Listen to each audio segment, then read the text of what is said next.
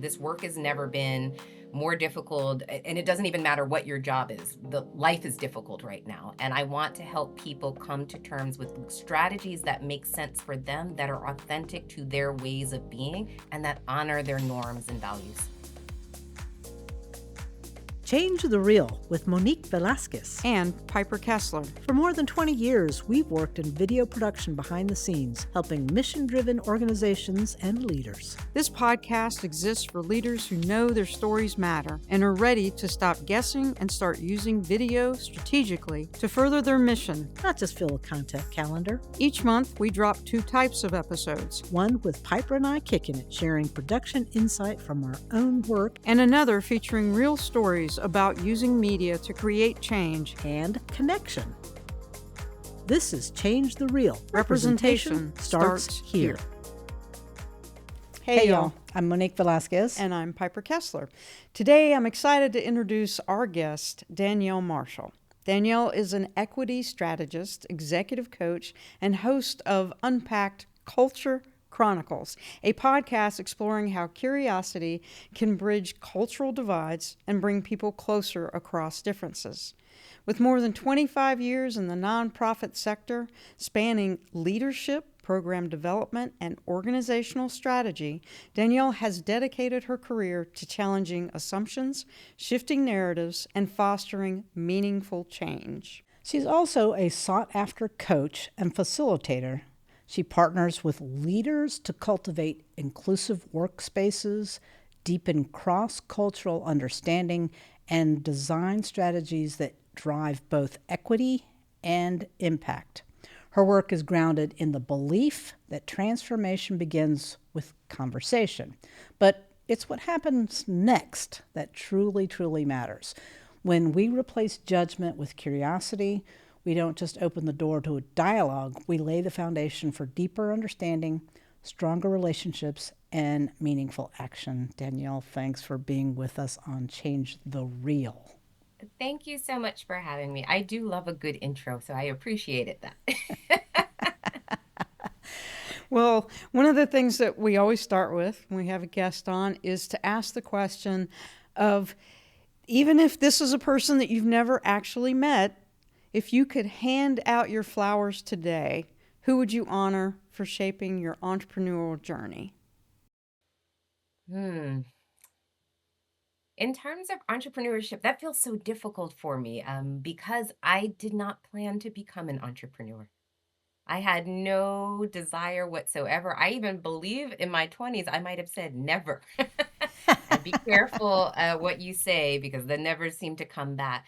But when I think about maybe who has inspired me, it's not a singular person, it is a collective of strong women leaders who have decided to forge their own path forward because some of the systems that they had been working under were no longer working for them. And so, again, I can't just point to one person because there's so many women that I admire that have done a fantastic job with bridging that divide. And so let's dig a little deeper because I know that sometimes that journey is it's a long path. It doesn't just start like today or yesterday or whatever.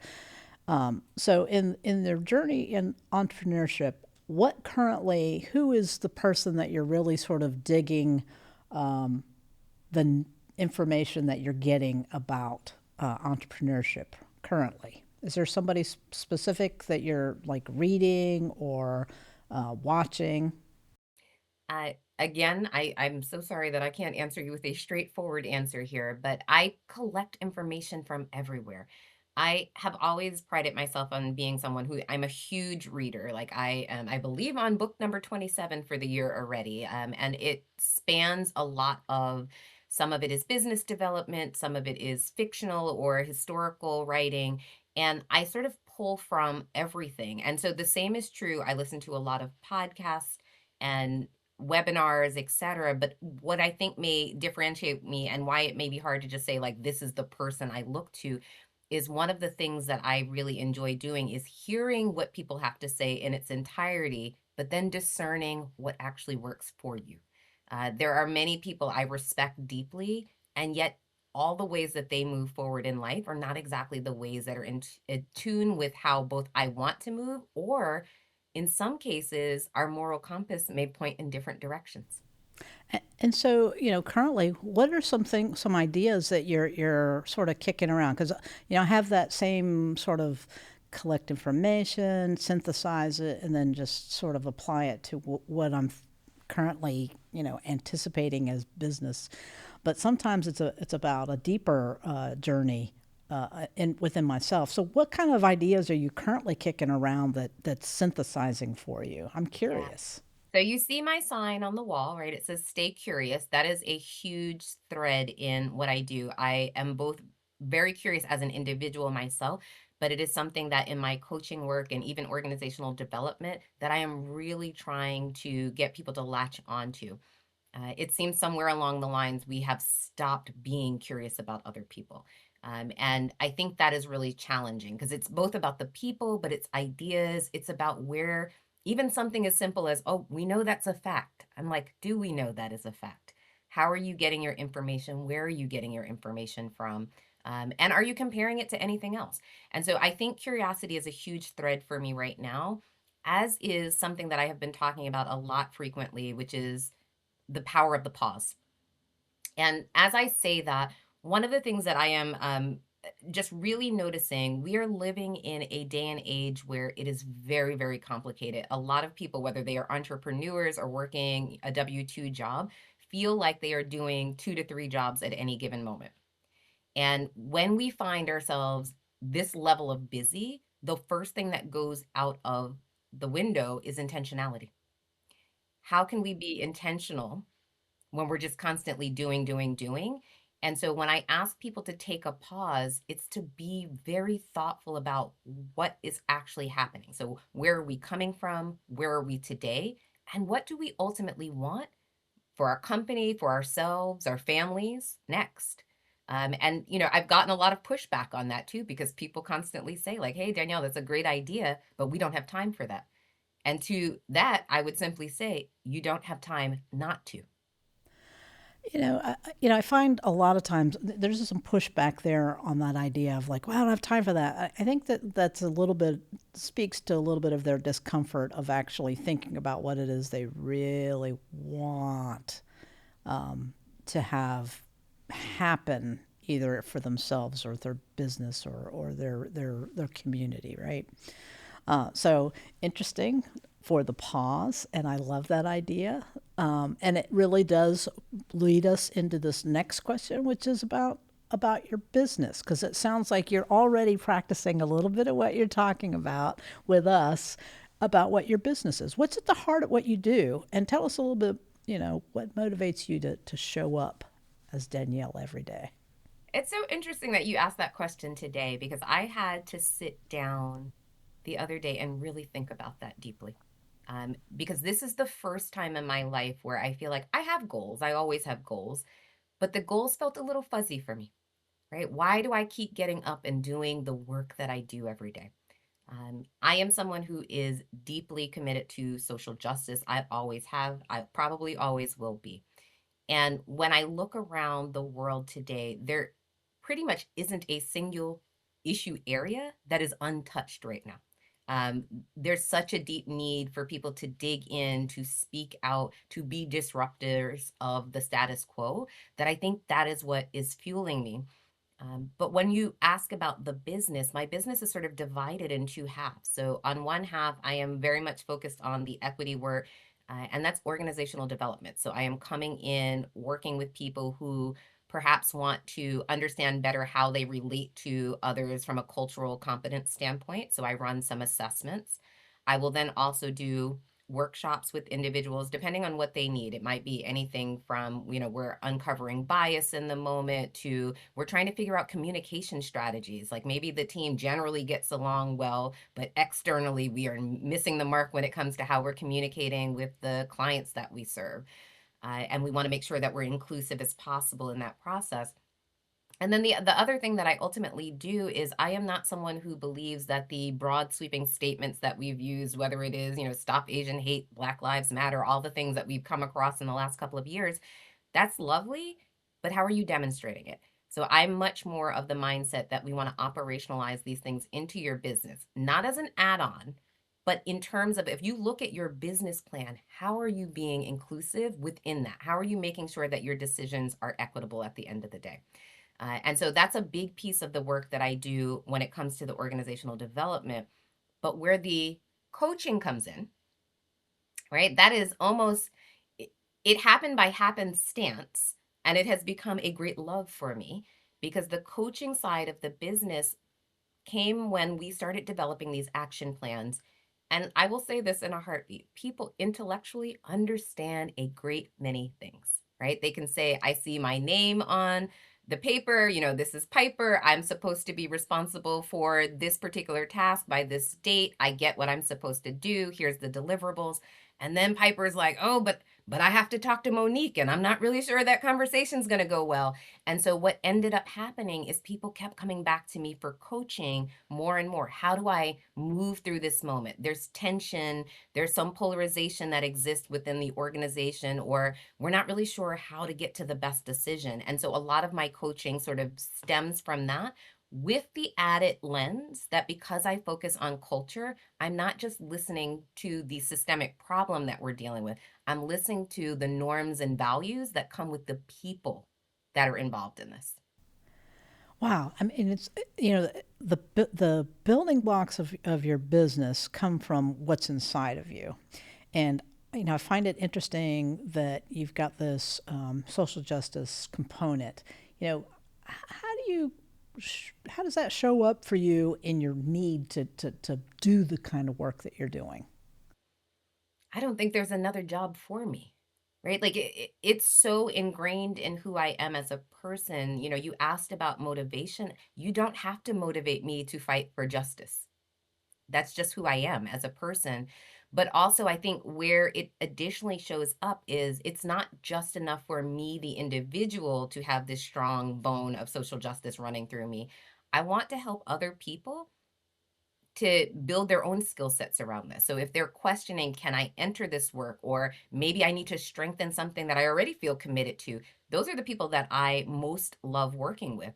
I have joked at times for my friends and people that know me well is I am not here to convince you because convincing you is not my particular ministry. What I am here to do is to walk alongside people who are committed to this work already, who just need a little additional support.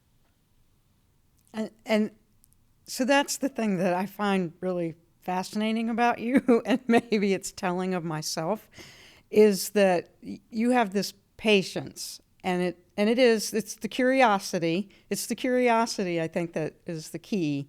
But so at some time in your life, there must have been a moment when you realized that you were not there. You weren't, that your representation was needed and that it was missing. And you were the one that was being called to step up and to model that change. Is there a time, like a certain moment that you can think of? Yeah, it's not a certain moment, it is my entire life. From the time that I went into elementary school, I was one of, I think, maybe two or three Black children in the entire school. And now this is saying something because I grew up in New York City, right? We are one of the largest cities in the country, one of the most diverse, and yet I happened to get put into a school where there was no representation. And I have very distinct memories of that because there were a lot of times that when blame needed to go around in said classroom, it was aimed at me, regardless of whether or not I had taken part in certain things or I didn't. And Wow, that's so, nuts. That's really yeah, crazy. it is. It's absolutely nuts. And And so, how did little Danielle deal with that? not well because I didn't have the language at that point. Right? So like it's this thing where you are aware something is happening in your body. You notice there is a sense of injustice and I don't know what to do about it. Right? And so I think I found my way. I can't remember everything that I did back then. That was a long time ago.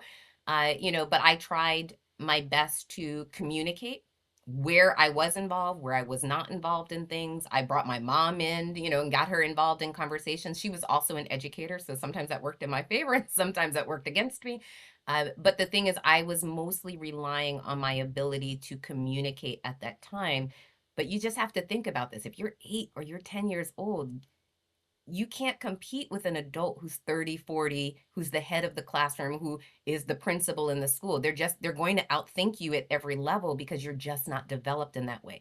So I was able to notice that something was not quite right, but I wasn't able to defend myself in that way.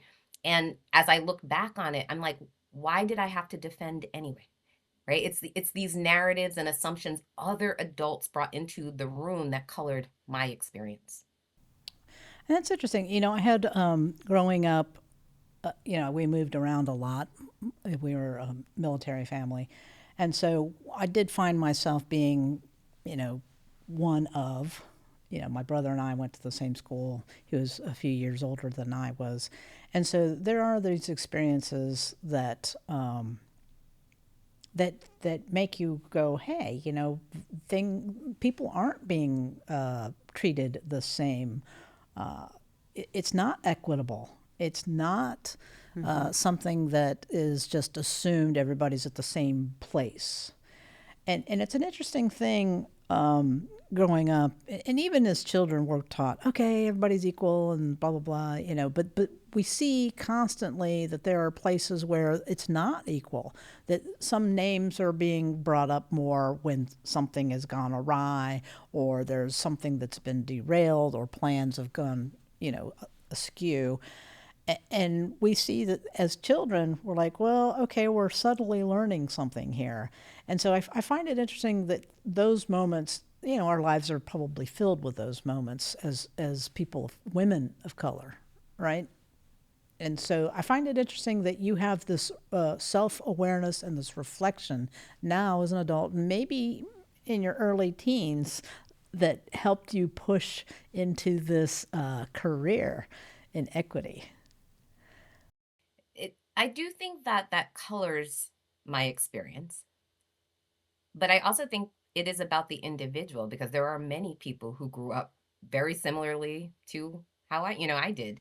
And they have chosen very different paths. And I don't say that from a place of judgment. It's just simply we've diverted on our pathways. But I think there is also something, and again, I won't say it's unique to me, but it is definitely my way, is that when I see something that needs fixing, I tend to speak up on it. And not everyone has found their voice in that particular way. They may have the self awareness to notice it, but whether they take action on it or voice their opinion is a very different thing. Right, because everybody can take that experience and they can use it for a different. I mean, how you, for whatever reason, and it may have been other experiences, pushed you in a different way where other people may be like, oh, well, this just taught me to assimilate and be quiet, and this is the way the world is, Yeah. as opposed to, hey, I'm going to speak up. So thanks to little Danielle for not assimilating and going, I recognize this and I recognize it as something that needs to be fixed. Yeah. I like to ask people frequently, like, by whose yardstick are you measuring? Right. And to me, that is one of those questions when people start talking about assimilation. Why do I have to assimilate? Right. It's basically you're asking me to assimilate for your comfort, not for mine. And I think that is maybe along with the fact that I was self-aware as a child, I also had a bit of a rebellious streak. And it may look different today as an adult, but like I don't accept that. I outwardly reject that notion that I have to be more like you to be accepted. Can you share with us a place where you felt like, oh, I'm rebellious here, and I'm going to stand up and push back to the idea of, normalcy, acceptance, assimilation? Yeah, I mean, it's everything from how I've chosen to wear my hair to how I speak when I am in particular settings. And, I grew up with a mother who, by no means, she was like, there's no slang in this house. There's nothing of that of that nature happening. She was an educator, so she was very serious about the way that I spoke. And I bring that forth with me, but in terms of it's not even so much rebelling because I reject that word today as an adult. I'm simply being. This is who I am. right? Because when we use language, we also have to be careful about the connotations that it brings in. So if someone hears me say, oh, Danielle's rebellious, that's how those Black women are. They're aggressive, right? They're very emotional women overall. And I reject all of those things because I would go a step further and say, we all have a streak of that in us, every last human being. So when men come at women and they're like, oh, women shouldn't be leaders because they're emotional, I'd actually say men are quite emotional, except their emotions don't come out as tears in a lot of cases. They come out as anger, they come out as war, they come Right. out as strife. Right. And so we are all emotional beings. It just how it manifests looks different. And you do not get to tell me that in my full humanity that I can be less human because I cannot have emotions in this moment. Yeah, I love that sort of rephrasing, and you're right. We need to do a better job of how we position what we're experiencing or what we're witnessing, or how we describe things, right? Because we are potentially adding to the pile on of what is. And when I've heard you talk, it's like it's the assumptions too, like your curiosity overcomes the assumptions, and it's a reminder for someone like me who's like, we were talking about this earlier, and I was like, bless Danielle, because there are, I can't help but fall into making an assumption about somebody who has an opinion that is not an opinion I agree with. And specifically, we were talking about how you launched your podcast. Yeah. Or not necessarily the podcast, but the TEDx talk. And I don't know if that had something to do with that. So tell us a little bit about that TEDx. What was that? How did you pick that Sure. topic? And if you don't mind, I'd love to talk about the podcast for a second also, because all of these I think are strings that are attached to one another. So the genesis for Unpacked Culture Chronicles was the fact that I was working with a number of clients at the time, and we were doing cultural competence assessments. And in this process, one of the goals for them ultimately is to get to know people, to go on a journey of both self discovery, but also discovering more about different cultural groups. And one of the things that I kept hearing from my clients is like, they were like, we love this work. This is amazing. We want to lean into this. And I don't know how to start the conversation. I don't know what I can say to this person. I'm afraid of stepping on their toes or offending them. And in my mind, I'm like, well, what do you mean? I was like, just go talk to them. And they're like, well, I can't talk to this person because they're Muslim or they're gay or they're this. And I'm like, well, they're people. Go just get out there and go talk to them. But I realized in that moment, I also have a particular bias because if you can't tell already, I am a chatterbox, right? I love to talk. And so in my just normal way of being, again, I love to talk to people, which means if you were online at the grocery store or I'm on the pickup line picking my kid up from school, I'm going to start a conversation with you because why wouldn't I? And so that's sort of where that came from. I heard the fact that people were curious, but what they were afraid to do was take those next steps. And so, like, that's the genesis of the podcast. But then the TEDx is very closely linked to that for me, because as I was thinking about like where we run into challenges when it comes to being curious as individuals. And I would say the biggest enemy of curiosity is certainty. You are correct. Yeah, you're correct. We make these assumptions. Oh, I know this is what they're Yeah. thinking. I If know you this is who know, they are. there's no room for growth because you already know everything. Right. Give me another aha moment. Right. Simple. Very simple, but okay. Yeah. Piper's I'm thinking. experiencing something. I love it. See, and that is what motivates me more than anything is like when you see the light bulb go on for people. And Piper, I will tell you in a heartbeat, I still have these moments for myself because I teach this, right? And I coach around these issues. And every once in a while, I hear myself say something and I'm like, ooh, boy, oh boy, let's sit with that for a second. Because I'm like, do I believe that? And where on earth did it come from? Right. Right. Right. So we are talking about how you're using media. So we also want to talk about how this idea of inclusion, and I think in your spirit and who you are, You're not discussing it as a way of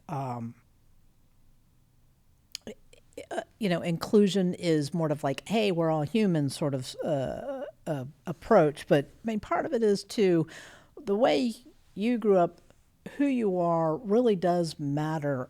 And in your business, I think there's a little bit more legitimacy that comes from you and your voice and your experience. Uh, what's been like the rewarding part of what you're doing in your business because of inclusion or Yeah. diversity? I think the rewarding part is sort of twofold. Obviously, I enjoy moving organizations and individuals forward, right? So being able to impact how they're thinking. And as I say this, I want to be really clear. Like my agenda, and we all have an agenda, is not necessarily to tell you what to think, but my agenda is most certainly to get you to think. Where you land is up to you. Okay. But one of the challenges I have, and this kind of goes back to that pause again, is I don't think we're taking enough time to be introspective, to observe situations and just wonder whether it is out loud or to ourselves. How do I make sense of this moment? And so I'm super curious, what was the last aha moment that you heard from your clients that you're just like, exhale, yes, good for you? I was talking about this happened pretty recently, like within the last 2 weeks. I was talking about the difference between being transactional and being transformational in relationships.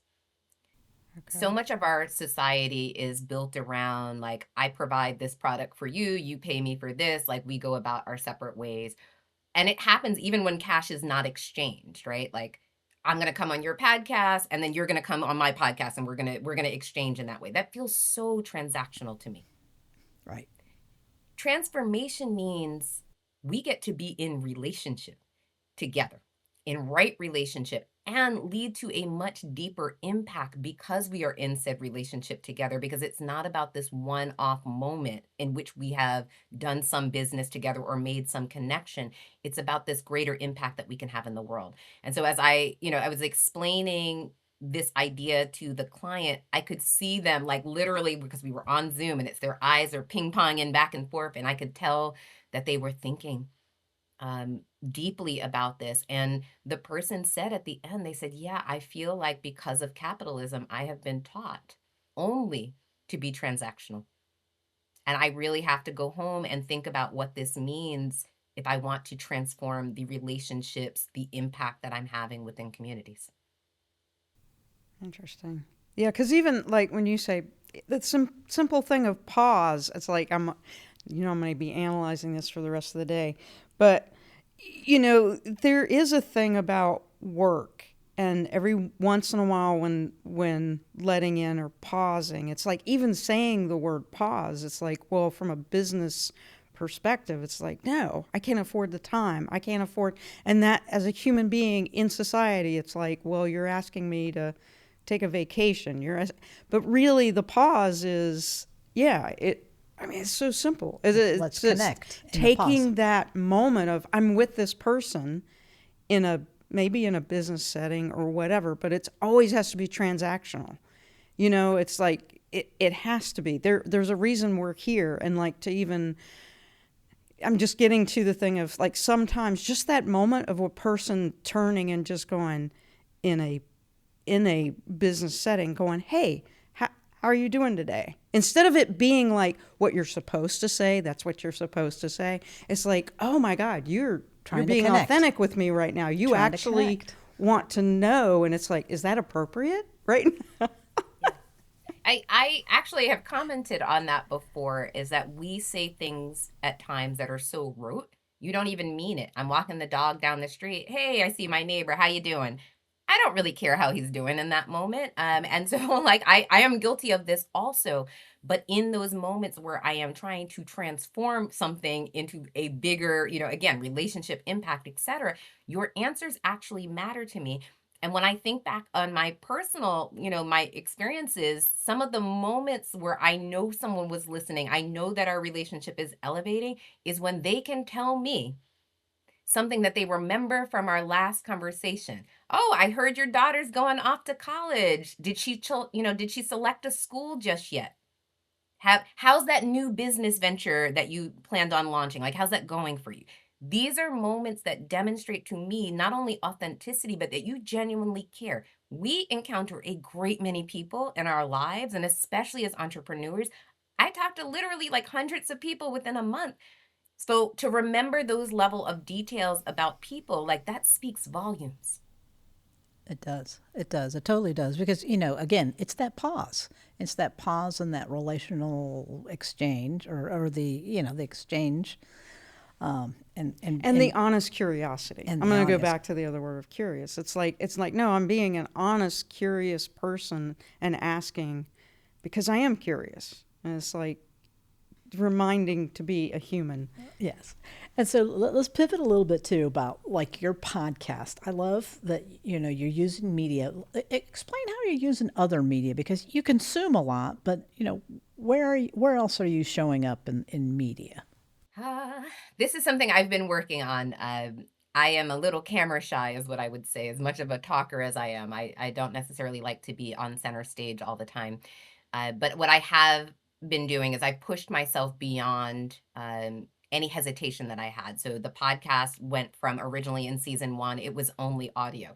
And that is because I often joke again that like I don't have people say an inside voice. Like my face demonstrates exactly what I'm thinking. And it's so hard to be on camera because I'm like, I'm waiting for that person to say something I think is completely nuts. And you're going to know the second they say it because my face will demonstrate it.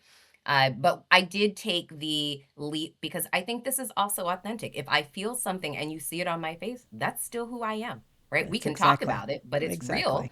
And you're experiencing it in real time with me. So we went from audio to video. So now it is not just everywhere that you can find, podcasts on streaming platforms, but I've also brought it to YouTube. And my team and I, they're actually pushing me really hard to develop more media clips. So I'm often on stages, I'm often doing workshops. Like, where am I taking my camera? Am I bringing a crew with me to make sure that I'm capturing it? And I still need to get better at this. This is not necessarily my area where I feel like I fully shine all the time. But as I'm getting more comfortable with it, I'm expanding, I would say probably each month a little bit more than I did the month before. Yeah, and I think what's interesting too about the podcast is, there's a video component. And for me, I've tuned in a few times and I find it really, it seems like you really genuinely have this great relationship with whoever's across the table from you. And it feels like I'm just listening to friends, talk about their own experiences, their own lives, and sharing. Not an exchange. It's a real connection, and so that's what I really like about your podcast. What if felt like you needed to have this podcast other than like your team saying you need to do this? What was the real reason for letting other people see this Yeah. exchange? And this goes back to that story that I shared before, right? So everyone was saying, we want to have these conversations, we don't know how. And I'm like, I love to talk. I also don't get it right all the time. And I wanted people to see that too. There are several episodes where I royally put my foot in my mouth as I'm talking to people. And what I can say to them real time and even behind the scenes is I'm sorry that I got that wrong, or how would you prefer for me to refer to you? Whatever it is, these are legitimate conversations. And I appreciate that you uplifted that it feels like I'm talking to friends. Some of the folks that have been on the podcast with me, I have had established relationships for a while, so we are more friendly. Although some of them are still just colleagues that I may have just encountered for the first time, a couple of weeks ago. But the point being is, I just want to be able to talk to you, right? One of the things I think that's important in terms of leading a solid conversation in this way, whether it is being recorded or otherwise, is, are you genuine in your desire to get to know someone else? Right? You can feel in a second if someone's like, they ask you an inappropriate question and they don't really care to even hear the answer. It's more like a gotcha. And I don't want to do that. I don't want to put people on the spot where they're uncomfortable. Like, I want you to be comfortable. I will edit out things that don't make sense for you to have in there. And I talk about this pretty freely because the point being, you have come and you have given a gift to both me and to my audience of sharing of yourself. So if we're talking transaction, I just run it exactly as it is. If we're talking transformational, I want to make sure you're good. Were Yeah, you comfortable? I love that.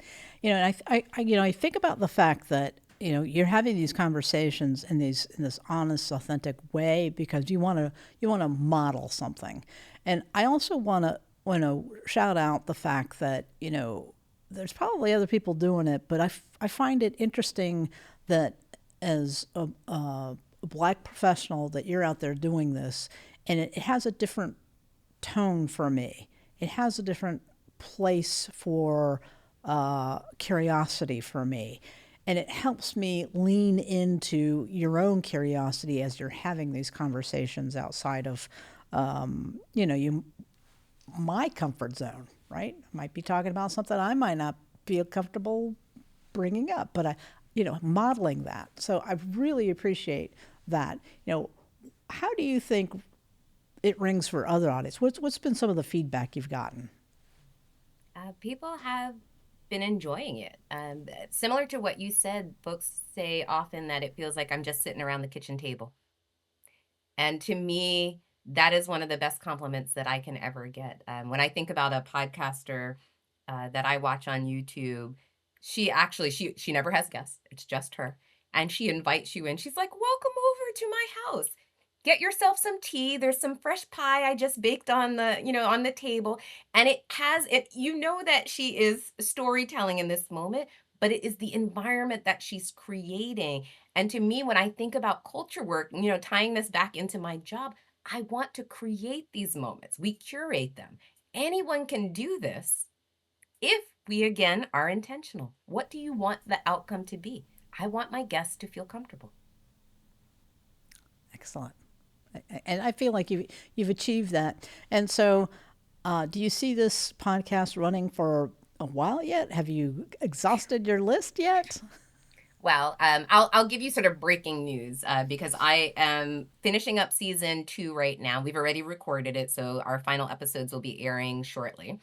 And in season 3, my plan was to, and I'll just back this up a little bit. In season 1, we talked about just curiosity, period. What does it mean to be curious when it comes to culture? In the second season, we focus more on what culture looks like at work and beyond. Oh, Okay. So in my mind, season 3, I was like, oh, we've covered some of the easier, gentler topics. We're going to dive into something hard. We're going to talk about polarization. wow. It was a fantastic idea. It still is a fantastic idea. I stand behind that. And it has become so difficult at this exact moment to talk about this topic. And I'll tell you why. Like, I've now recorded, there are 3 guests that I've recorded with for season 3 already. And though they knew what the theme was, and I wove questions in, you can feel people edging up to the line and then backing off or wanting to talk about something different. And someone finally said to me, and I really appreciated this. This was after the camera stopped rolling, but they turned around and they said, this is a moment where it's really hard because there are people who, and I've experienced this as well, there are people who just don't know what to say, right? So you want to bridge across these divides. I don't know what to say. So I come from that world. I get that. Like, that's a lot of the clients that I serve. But on the flip side of this, there are also people in this particular moment who no longer want to bridge across divides. And that is challenging for me as an individual because of just how I process the world. But I also very much appreciate and understand this perspective. They're not wanting to bridge because what they're saying is there are people that are opposed to who I am as a human being, right? Like, there is nothing to bridge. When you tell me as a Black person, a Black woman in this country, that there's no such thing as racism, right? That my gender doesn't affect my ability to be successful in a workplace and there's no such thing as a glass ceiling. If you tell someone who is, queer, you are no longer allowed to get married in this country, you shouldn't fundamentally have the same rights as other people. This is not a moment where there is, I wonder if we can find some common ground. And so for that reason, like I stand firmly with them in that because there are certain things, again, I told you, convincing you is not my ministry. However, I will draw a line in the sand because there are certain things that are going to impact people's ways of life. My blackness, my womanness, queerness, etc. It does not affect anyone else. This is just how I walk through life, right? Like that's it. It That's does right. not affect you. And yet you're telling me my way of being is problematic to you. To you. And Right. so, where do we go when it comes to bridging the divides? And so, I think where I've landed with this is I will never ask another person to cross a line that feels like it is actually harmful to them. To me, there is no bridging in cases where your humanity, your safety, physically, emotionally, etc., is being challenged in that moment. But I am looking still. I have not given up on bridging across divides. What I'm thinking more acutely about now is how we pick the areas where it may not be as risky for you because we're not good at bridging across divides. Even in our families, we're not good at this, It's true. Very true. right? So, how do you pick something that's a little closer to home, a little safer before you decide, like, hey, I'm going to take on the entire political establishment? I'm like, The good luck. You polarization, might want to right? start with something a little easier first. So this is, I mean, curiosity here is like, how do you find these, these bridging the divides in the business setting? Because it has to come up at some point in how the culture is for an organization. And how are you dealing with those conversations after having practiced with your podcast? And not really practice, but the experience in your podcast. Yeah.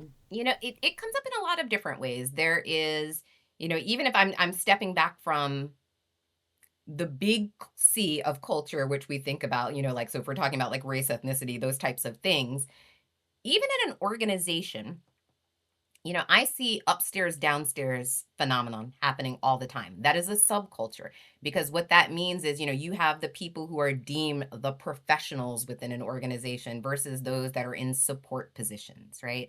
Um, and it is forgotten in the moment that everyone that is on this team is also working to keep this, company floating, but that's not how it's viewed. So there's a lot of bridging conversations that we have to do in that way to help people understand the more complete picture. There are right now, there's a lot of divides when it comes to political ideologies. Right. And so how do we handle things? One person wants to talk about, the war that's going on in the Middle East and put a press release about how they either support or do not support this. The next person's like, we can't do that. And so, I'm finding that we have to do this gentle dance constantly, even down to how we talk about our client base. So I had a very Interesting. interesting conversation with someone the other day. So I'm a former fundraiser. I've been an executive director for a nonprofit in the past, and I was talking to a client about the fact that they were writing grants, and they were really just upset with how the funder was asking them to write. And I have similarly had this experience myself. Now I feel like I'm much more prepared to deal with this. And where the conundrum sort of came up is that the funder wanted them to write about all the ways that this community was hurting, damaged, etc., to justify the need for this money. Right. So it almost came down to, if, like, let us say that, I'll just give you an arbitrary example, but like, let's say this is an organization that provides toys to children who have incarcerated families. Okay. So it's pretty clear that there's a need there. They may not have the adult support at home in the traditional sense that, many other children have, but the funder almost wanted them to go to the extent where they're saying, like, oh, look at these poor kids. They're disheveled. They're playing in the street with sticks and rocks because those are the only toys that they can have. And I'm like, wait a minute. Like, we don't have to disparage communities to paint a picture of why need is still available. Right. And so when I talk about bridging divides, part of this is educational also, because you have to be able to stand up and simply say to the funder, like, I really appreciate this opportunity. And can we talk about the language that we're using? My job is not to cause more harm to these communities. Yes, I mean, like being able to tell these stories in a humane way, or to tell our plight in a way that is not what we call in the business trauma porn, Yes, right? And so, that's it. that is one of the things that, the do-gooders, if you will, that have the money, that want to support, want to feel like they're all street urchins that they're helping. And ultimately, sometimes it's just somebody that just needs a little support to continue on their very successful path, their trajectory, but they're not street urchins. They're actually have some support. They just need a little bit more. And sometimes that's where the funds are. And again, media has this way of helping us, tell a different story, to present the humanity and the need at the same time. Mm-hmm. And so I appreciate that you're out there making that differentiation. Danielle, I know the time has gone by really quickly, and we are coming to an end here. We love to introduce our audience to amazing change makers that are showing up authentically and are actively trying to change the real for people that look and sound and have the mission that we have. If folks want to know more about working with you, how do they get more information and to work with you? And the best way to find me, and I'll give you two, is you can come to my website directly. So that is www.culture-principles.com, or you can find me on LinkedIn under Danielle Marshall. I am pretty active there. Excellent. And is there anything that you want our audience to know about you and the work you do? Yeah, I mean, you've heard a lot of it today. I am here to support people, both through the organizational needs they have specifically related to culture change, but also the great love of my life right now is doing coaching for people. And specifically, as I'm thinking about the type of coaching that I most am attracted to in this moment, it is helping people to really be able to meet the moment in their leadership, in their organizations, in a shifting landscape, right? This work has never been more difficult, and it doesn't even matter what your job is. The life is difficult right now, and I want to help people come to terms with strategies that make sense for them, that are authentic to their ways of being, and that honor their norms and values.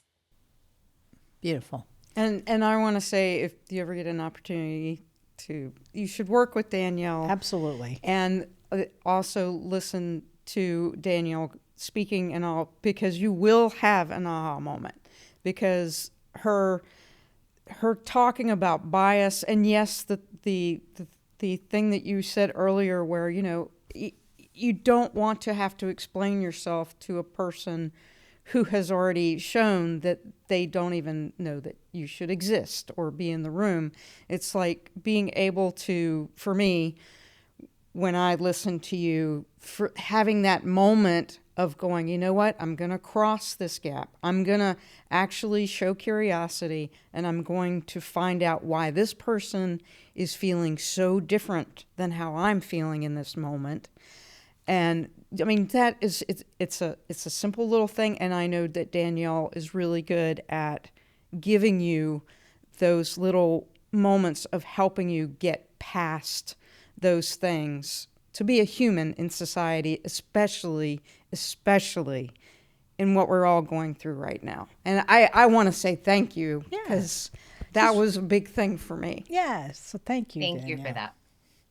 We are super excited to share this episode with our audience, and we learned a lot, we felt a lot, and we can't wait to see you in real life. Yeah. Lovely. Thank you. This was a pleasure to be here. Thanks for the great questions, and can't wait to see the episode come out. Cool. All right, y'all. We'll see you next time. Thanks, Danielle. Take care. Thanks for watching this episode of Change the Real. If you liked it, hit subscribe, share the episode, or drop a comment. We actually read them. Connect with us or any of our guests on LinkedIn. Check the show notes for links. And if you're done with DIY and ready to record something that matters in a safe, inclusive space, check out our studio at VelasquezMedia.com. Remember, representation starts here.